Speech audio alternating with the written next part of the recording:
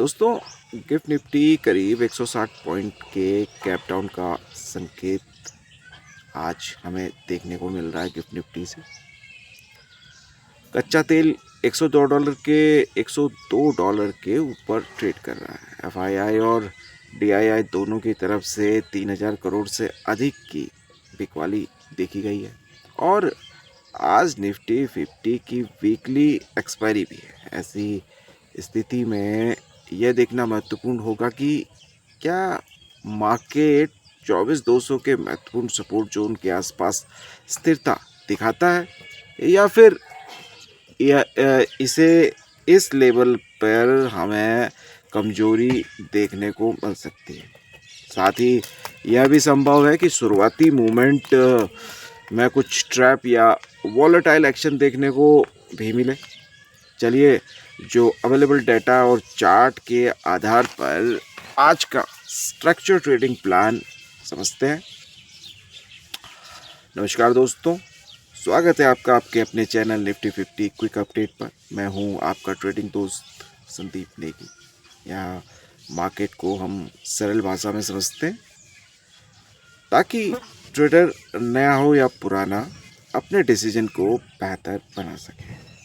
यहाँ हमारा focus clear level और स्ट्रक्चर अप्रोच पर रहता है। तो चलिए शुरू करते हैं प्री मार्केट एनालिसिस। लेकिन एक ज़रूरी बात, हमेशा की तरह मैं सेबी रजिस्टर्ड एडवाइज़र नहीं हूँ। किसी भी इन्वेस्टमेंट या ट्रेडिंग डिसीजन से पहले अपनी खुद की रिसर्च जरूर करें या किसी सर्टिफाइड एडवाइज़र से एक बार सलाह जरूर लें, क्योंकि शेयर बाज़ार में निवेश जोखिमों का अधीन होता है और यहाँ प्रॉफिट की कोई भी गारंटी नहीं होती है। अब आज डेटा देखें तो मार्केट में कुछ सतर्कता जो के संकेत मिल रहे हैं। कल कैश मार्केट में एफआईआई ने लगभग 2078 करोड़ की नेट सेलिंग की है। वहीं डीआईआई की तरफ से भी लगभग 1048 करोड़ की बिकवाली दर्ज की गई है।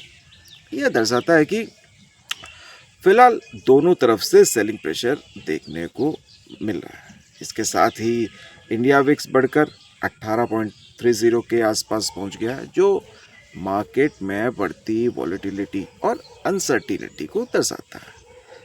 अब ग्लोबल मार्केट का रुख फिलहाल कमज़ोर दिखाई दे रहा है। यूएस फ्यूचर में गिरावट देखने को मिल रही है और एशियन मार्केट भी दबाव में ट्रेड कर रहे हैं। गिफ्ट निफ्टी लगभग 24,210 के आसपास ट्रेड कर रहा था जब मैंने चेक किया था, जिससे संकेत मिलता है कि भारतीय बाजार में कैप डाउन ओपनिंग देखने को आज मिल सकती है। हालांकि ओपनिंग के बाद प्राइस एक्शन पर ध्यान देना अधिक महत्वपूर्ण जरूरी रहेगा। अब मिडिल ईस्ट की जियोपॉलिटिकल जो डेवलपमेंट है उसके कारण मार्केट सेंटिमेंट पर असर देखने को मिल रहा है। इस तरह की खबरें अक्सर शॉर्ट टर्म वॉलेटिलिटी को बढ़ा सकती हैं। इसीलिए आज के सेशन इंट्राडे स्विंग अधिक रह सकते हैं आज के सेशन में। ठीक है, अब ब्रेंट क्रूड $102 के ऊपर जाना भारतीय बाजार के लिए एक महत्वपूर्ण फैक्टर हो सकता है। इसके साथ यूएस बॉन्ड यील्ड और रुपए में कमजोरी जैसे संकेत दर्शाते हैं कि निवेशक कुछ हद तक डिफेंसिव एसेट्स की ओर शिफ्ट कर सकते हैं। हालांकि इसका प्रभाव सेक्टर वाइज अलग अलग हो सकता है। कल निफ्टी की क्लोजिंग 24,378 पर हुई, लेकिन संभावित कैप डाउन के कारण आज लेवल थोड़ा एडजस्ट होकर देखने होंगे। नीचे की तरफ 24,150 से 24,200 का जोन एक महत्वपूर्ण सपोर्ट एरिया के रूप में ऑब्जर्व किया जा सकता है। अगर प्राइस इस जोन के नीचे सस्टेन करता है तो आगे और डाउनसाइड कंटिन्यूशन देखने को मिल सकता है। संभावना ऐसी बन सकती है। अब ऊपर की तरफ 24,300 से 24,350 का जोन रेजिस्टेंस के रूप में काम कर सकता है। बैंक निफ्टी के लिए 56,700 के आसपास सपोर्ट और 57,500 के आसपास रेजिस्टेंस ऑब्जर्व करना उपयोगी रहेगा। आज वीकली एक्सपायरी होने के कारण इंट्राडे वोलेटिलिटी अधिक रह सकती है। ऑप्शन चेन के आधार पर ऐसा देखा जा सकता है कि कॉल राइटर कुछ लेवल्स पर सक्रिय एक्टिव हो सकते हैं, लेकिन ये पूरी तरह से प्राइस एक्शन पर भी निर्भर करेगा। इन्फोसिस के Q4 रिजल्ट के कारण IT सेक्टर में मूवमेंट देखने को मिल सकती, इसीलिए इस सेक्टर पर विशेष ध्यान रखना उपयोगी हो सकता है। आज FNO बैन लिस्ट में शामिल स्टॉक अगर देखें, सेल, हिंदुस्तान कॉपर, वोडाफोन आइडिया और बाइकॉन, जी और PL में नई पोजीशन बनाने से जी है, PL में नई पोजीशन बनाने से बचना बेहतर हो सकता है इन PNL में।